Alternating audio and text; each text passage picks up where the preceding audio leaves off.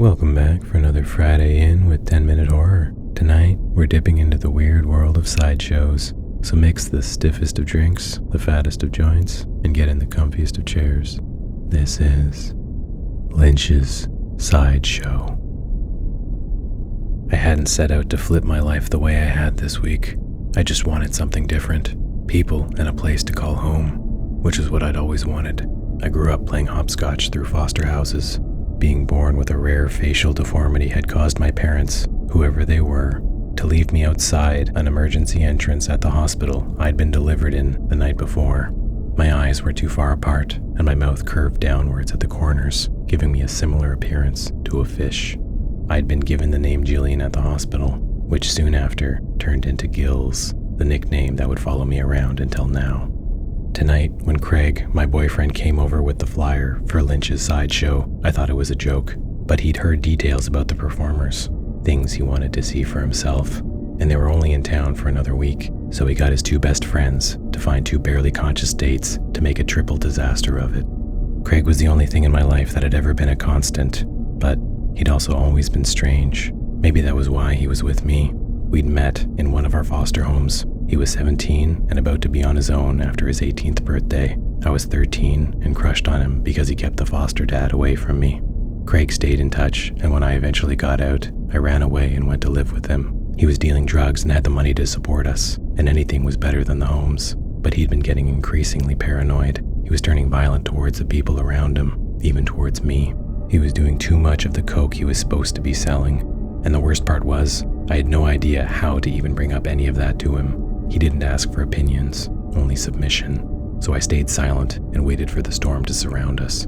I was very familiar with it and had only known a few sunny days in my 22 years. The six of us packed into Craig's old Pontiac Firebird. His two buddies, Darren and Wilco, had their drunk dates, Tina and Shelley, on their laps. Coke was out and they were passing around a little dish in the back. I could already tell tonight was a runaway train.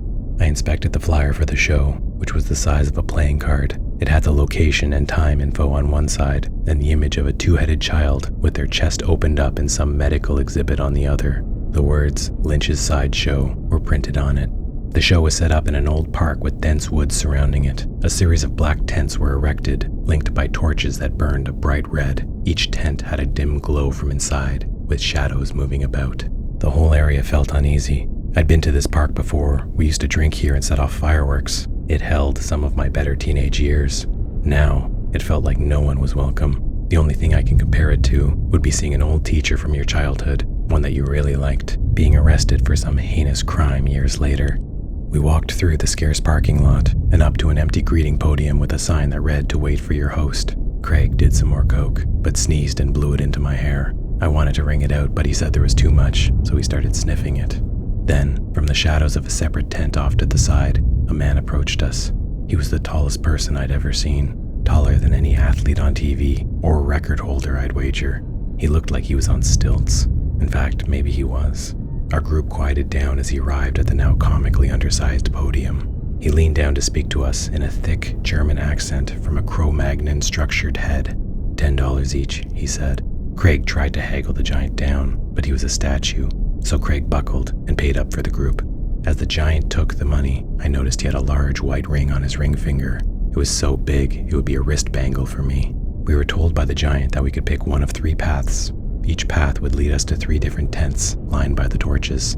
Craig was pissed. There were 9 tents in total, and we were paying $10 each to only see 3 of them. The giant offered our money back.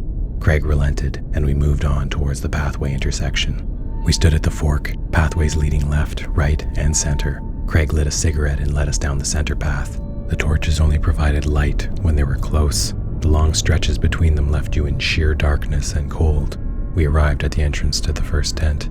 Outside of it on a chalkboard was written, "Hold your breath." Everyone except Craig took a deep breath, and we held it as we walked in.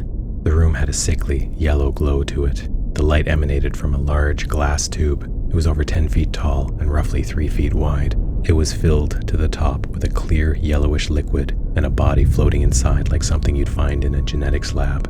The body's back was turned, but slowly rotated, facing us. It was a man. He was thin, and the only hair he had hung in tufts of dark moss around the sides of his head. He was naked, aside from a white ring on his ring finger, the same one as the giant, but smaller. The floating man's eyes opened. We all jumped back, breathing in for the first time. The man was alive, and he was looking out at all of us. A minute passed as we watched him, watching us. He put his hands to the glass, pressing out towards us. He had an unbearable sadness about him. Another minute passed. He was still floating inside the tube. How long could he hold his breath? I'm not up to date on record holding, but he seemed to be able to keep going. And how long was he here before we came inside? Then I realized the man's chest was moving up and down. He was breathing. Air bubbles were coming out of his nose and mouth. What the hell? The light in the tube started to dim, and the tent went dark. It was time to move on to the next one. As we left to hit the following pathway, I turned back and could still see the man floating, staring out at all of us.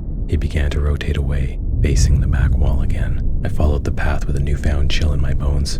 How did that man do that? The next tent was labeled with the words, "The Strongman." Craig snorted at that. He had issues with any guy that claimed to be strong or powerful, anything that would clash with Craig's own sense of inflated ego. He always had to match and then overtake any sign of aggression. Part of it was the coke that was always coursing through his veins. The bigger part of it, though, was Craig himself. Day by day, he was becoming a monster, and I was too scared to run. We entered the tent and saw a boulder sitting in the middle. It was about the size of a truck engine and was surrounded by small shards of similar rocks. We circled the large rock, inspecting it. It was stony, obsidian, and looked alien in its shape and structure. I leaned down to touch it, but a voice called out to be careful. Our attention shot across the tent to the exit, where the strong man stood. He was young, in his late 20s. He looked like he'd been a farmhand, someone who grew up building muscle from daily chores and was now made of iron. But he wasn't intimidating. There was a softness to him, and, like the drowning man in the previous tent, he held the same sorrow across his face. We locked eyes, and it immediately felt like the tent got warmer. The strong man approached our group and the boulder. His eyes never left mine. I realized he was carrying a frightening-looking sledgehammer. The long, thick handle was made of some kind of black wood. The mallet looked to be solid steel and was covered in markings. He also had a white ring on his ring finger. I guess that was a sideshow thing? The strong man motioned for us to take a few steps back. We all did, minus Craig. He stayed put, a foot away from the rock. He was warned again, but again, stayed put. The strong man shrugged, spun the sledgehammer, and drove it down into the center of the rock. Shards of the boulder sprayed out, barraging Craig and sending him stumbling back. Darren and Wilco laughed, which threw Craig further into anger. Craig called bullshit on the performance, saying it was a trick rock and he could have done the same. Now, it was the strong man's turn to smirk. He left the tent and came back a moment later, waddling in, carrying a boulder even larger than the previous one. He dropped it amidst the rock rubble from the previous display with a loud thud. The strong man handed the sledgehammer to Craig. Craig took it and lifted the hammer above his head. He slammed it down on the center of the rock. The mallet bounced off the boulder, sending tremors up Craig's arms and causing him to lose grip on the handle. The sledgehammer flew back, flying directly towards me, but at the last second, I felt a hand on my arm, and I was pulled away. The strong man had pulled me safely to the side. Craig liked that even less. He got up and I saw his hand reach in his pocket and slide out his switchblade. It's crazy to think I was happy to see the blade. I was expecting him to pull out a gun, but the strong man had picked up the sledgehammer and pointed it towards the exit. Our time here was done. We got Craig out, but he was pissed and was talking about waiting around for the guy in the parking lot later. The next tent came with a more frightening message. It warned, "Never floss with piano wire." I shuddered. The boys did the last of their coke, and Craig let us in. This was the darkest of the 3 tents. What looked like piano strings hung from the ceiling, several feet apart, like grotesque streamers. They were slicked with something that looked like blood. It was. We followed the path that led through the bloody piano wires into the back corner, where a lone bulb shone from overhead. A frail waif of a woman trembled in the back corner. She had strange tattoos covering the parts of her body we could see. Her hair was thin and stringy, dyed a dark brown from years ago. A stained, once white nightgown hung from her malnourished body, but we couldn't see her face. Her hunched-over back was to us. Craig grew impatient. He flicked his cigarette at her. The butt, still lit, landed in her hair. She picked it out and appeared to finish it to the filter. Then she turned. I felt my stomach drop through the earth. Tina and Shelley screamed, neither louder than the other. The woman had no skin from halfway up her nose to down under her chin. Her lower cheeks, lips, and chin were just open muscles and nerves. Her dirty teeth were clenched shut. Tina put her hand over her mouth and rushed out of the tent, followed closely by Shelley. The woman started laughing, but kept her jaw tight. Blood squirted out from between her teeth towards us, but Craig specifically. He stumbled back through the wet, hanging piano wires. He freaked out, his arms getting tangled in the wires and covering his jacket in streaks of blood. The woman's laughter followed us out of the tent, where Tina and Shelley were both throwing up now. Darren and Wilco were as pale as bone, but Craig was looking from left to right at the other two pathways. I tried to pull him towards the trail that led back to the parking lot, but his arm was stiff. He wasn't finished here yet. I tried to reason with him, but he pulled away and stealthily moved into the dark woods separating the tent walkways. It was about 50 feet between them, but felt longer as we rushed to catch up, and it got darker, like the torches were getting closer, but dimmer. I heard whispering around us, growls, snickers, catcalls. Then we got to the pathway and the entrance to the last tent from choice number 1. The chalkboard said, "Take only what you must take." Craig let us in. The tent was as dark as the others, but with a small fire pit burning in the center. Logs jutted out in different directions, but we were the only ones in here. As we got closer to the fire, Tina was the first to notice the logs. They weren't wood. They were forearms, with hands and fingers crisped and blackened on the ends. It was Craig who noticed the really frightening thing. He recognized the tattoos on one of the forearms sticking out of the fire. In fact, he recognized the entire forearm. It was his, only it wasn't, because his forearms were attached to his body. Then I saw a little sparrow tattoo on the inside of one of the skinnier forearms burning in the pit. I looked down at my own arm and saw the same tiny bird. How was this possible? An utterance from the darkness made us all jump. The deep, frightening voice revealed itself from the shadows, coming from a man no taller than a baseball bat. His face was distorted into something between a large smile and a scowl. He wore an old tuxedo and had a white ring on his ring finger. He introduced himself as William Lynch, the proprietor of the show. Craig asked where the other half of him was. Darren and Wilco laughed, which only gave Craig more fuel. He told Lynch they wanted one more show, and he wanted it to be Lynch tap dancing for them. Here, now. Lynch laughed, loudly, like it came from 10 sets of lungs far larger than the tiny man could contain. Craig joined him and stepped towards Lynch, but as he did, the Strongman entered from one end of the tent, carrying his sledgehammer. Behind him, the giant ducked in through the short doorway. He curled down under the tent's roof. Craig turned to the other entrance, but found it blocked by a bulky man covered in frightening scales like a lizard. A pair of glowing eyes shimmered over the scaled man's shoulder. Something was behind him, in the darkness of the woods. I grabbed Craig's arm. It was shaking. Even he knew the situation was about to ignite, but I found the strong man's eyes. I saw softness in them. He lightly nodded towards the exit on the other end. The scaled man stepped aside, allowing passage. The glowing eyes did too. Craig moved quickly, his true cowardice showing as he rushed out of the tent. Alone. He hated being in situations he wasn't in command of. Darren and Wilco, then Tina and Shelley, followed quickly behind. I don't know why, but my feet didn't move. I looked back to the strong man and found his eyes glued to mine. It was like some kind of recognition passed between us, like a secret had been revealed, one without details, but filled with the trust that follows them. Then, Lynch was right beside me and said, "Miss, it's time to go." I apologized again, and my feet carried me out of the tent. I floated through the woods, the parking lot, and back to Craig's Firebird. He raged the whole drive home, snorting coke off the back of his hand, but I barely heard any of it, or could think of anything else. I was fixed on the strong man, his eyes, the dark gray, lost, maybe more lost than mine. His final expression as I left the tent stuck with me. He didn't want me to leave, and for some reason, I wanted to stay. I had to see him again. The next day, I knew Craig wouldn't be up until dinner or later. Him and the idiots were up until dawn doing more of the coke they were supposed to be selling. I decided to go back to the park and brought a nice-ish bottle of whiskey. I didn't know what I was going to say or who would even be around. It was lunchtime, so I imagined there would be a few of the members of the show scattered about.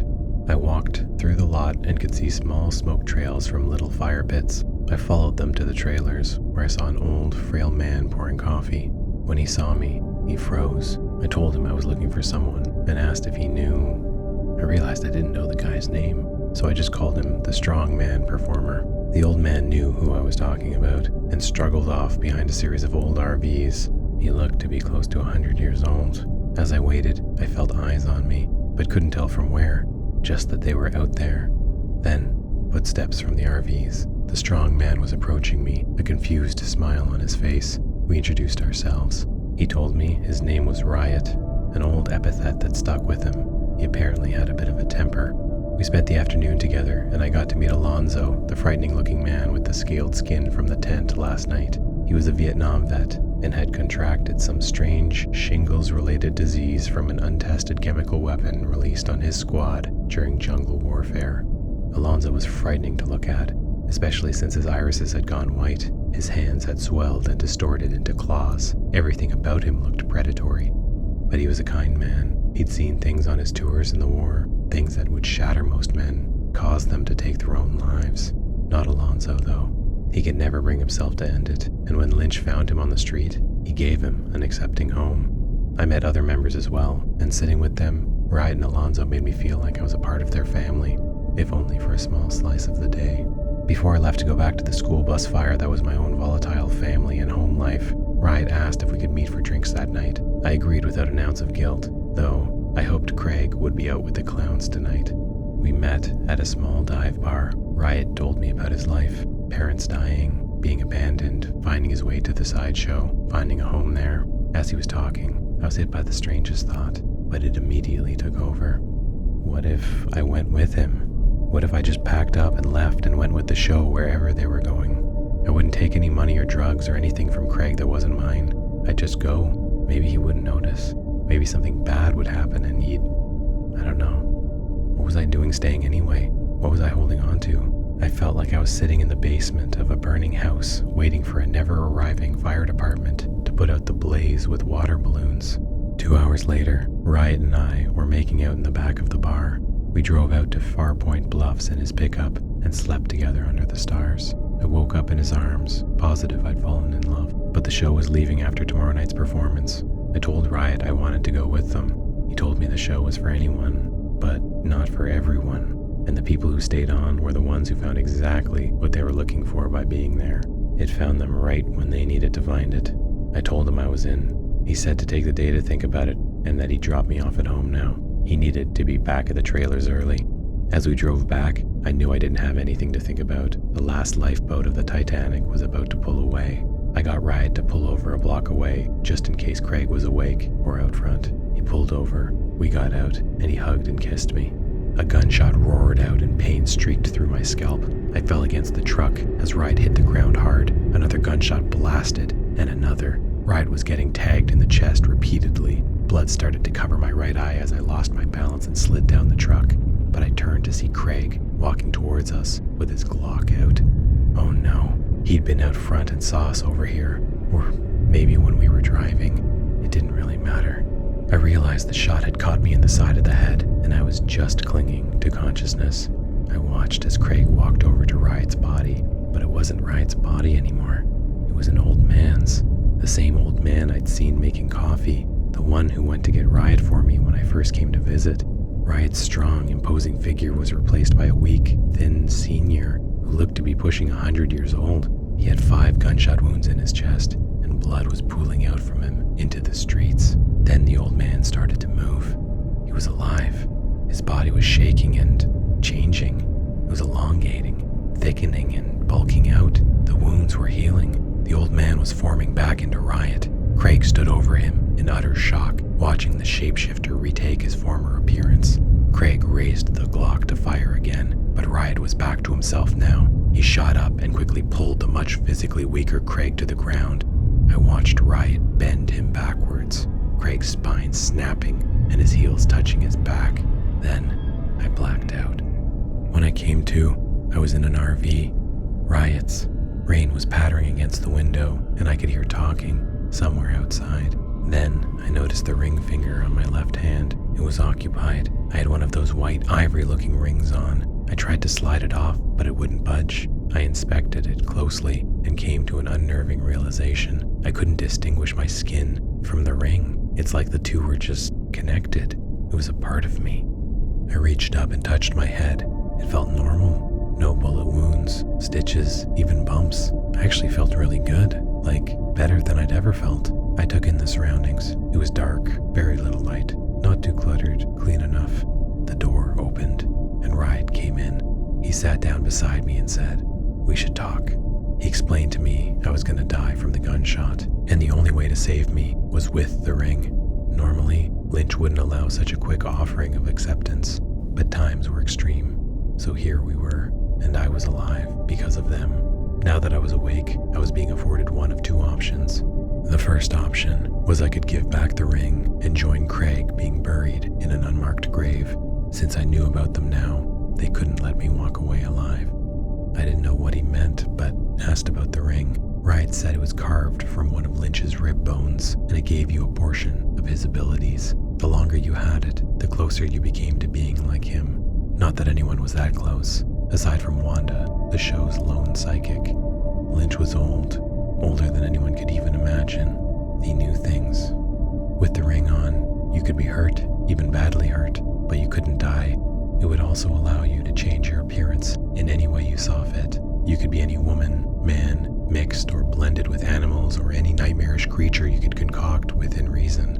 I could be an actual fish woman if I wanted. I could highlight and exaggerate the features I already had and turn myself into a walking atrocity of nature simply by thought. Or I could be something beautiful. For once. Riot explained how they made real money. They'd pickpocket certain individuals during shows and mold into the individual's face and appearance the next day. They'd go into the person's bank as that person and empty their accounts. The show members worked together, and the spoils were shared by all. If any investigators ever showed up, everyone would change their appearances, and all would pass over seamlessly. Lynch was a good man, said Riot. There was little the members couldn't do, or try, or experience. They traveled, drank well, partied, scared people for kicks, and tried to outdo each other. All kinds of pleasures awaited every night after the performances. This show was even more than a family. But joining came with a warning. When you're in for good. You can't leave, and if you try, there are punishments. The last person who tried to run was the man I'd seen floating in the tube in the first tent. He'd been floating in there for over a decade, drowning constantly and in an ever-present fog of unbearable pain. He'd been warned, if and when he got out, that if he ever tried to run again, he'd be turned into the Burning Man and would spend half a century on fire.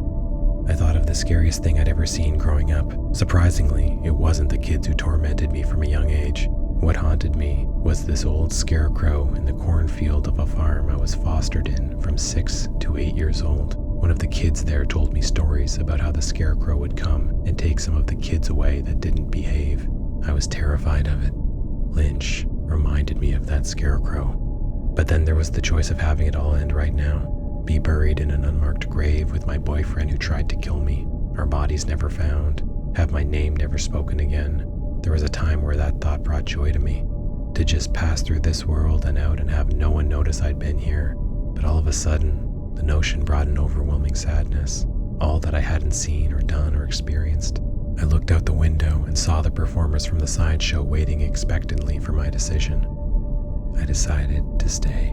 And for my first show, I spent all day in front of the mirror preparing. It was fascinating watching subtle changes develop across my face and body as my mind dictated the revisions.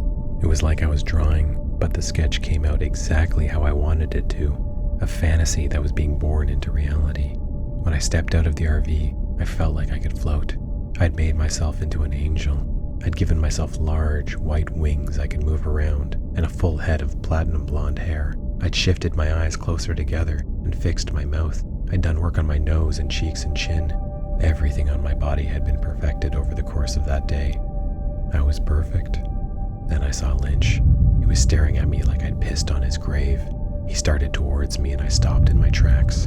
Lynch guided me back to Riot's RV, and inside he explained to me, this isn't what they do. They weren't a brothel or a strip club. That kind of attraction brings the type of purveyors, like drunk frat guys with things to prove, the show wasn't looking for. I asked him if I could keep it for tonight's show. I'd spent all day working on it, after all. Lynch turned cold. He told me I wasn't getting it, and that now he was going to choose for me. He put his hand on mine, our rings touching, and his eyes stared through me. Flashes of the scarecrow streaked through my mind, the worst nightmares I had of it, rolling back into clear memory. Then I came back to, and I immediately noticed a change. My skin hurt. I looked down and realized there were strands of hay poking out from under my nails. I had chunks of skin missing from my arms that had thicker bundles of hay jutting out. My skin itself was dry and rough. I rushed into the RV's tiny bathroom and checked myself in the mirror. Parts of my face were splitting open, with more tufts of hay spilling out. My right eye was ripping open from it, and I felt it all. Lynch had made me into the scarecrow. I'm starting to think an unmarked grave with Craig was a better option. And that concludes episode 19 of 10MH. We hope you enjoyed our trip through Lynch's world, and we'll see you back here next Friday night for episode number 20, where we'll be diving back into the world of cosmic horror. See you then.